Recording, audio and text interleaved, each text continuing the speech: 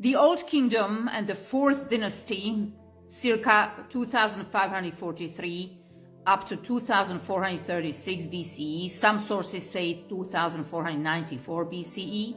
This Fourth Dynasty was the Golden Age, as we said, and basically the first king of the Fourth Dynasty was Snefer. And Snefer probably built the step pyramid of Meidum and then modified it to form the first true pyramid. Due west of Meidum was the small step pyramid of Sila in Al Fayum, at which Snefer also worked. He built two pyramids at Dashur.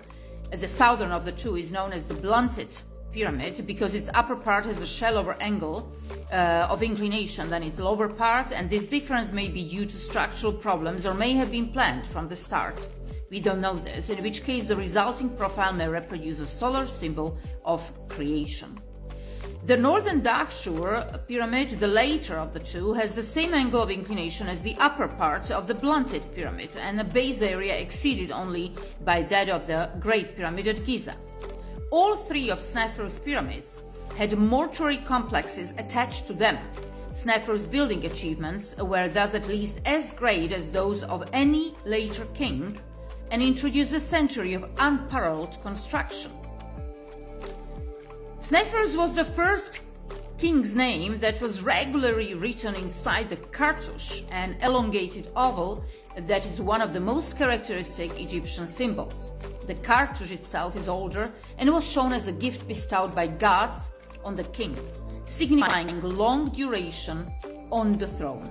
It soon acquired associations with the sun, so that its first use by the builder of the first true pyramid, which is probably also a solar symbol, is not coincidental. The Snefer and the builders of the Giza pyramids represented a classic age to later times. Snefer was the prototype of a good king, whereas Khufu and Khafre had tyrannical reputations, perhaps only because of the size of their monuments.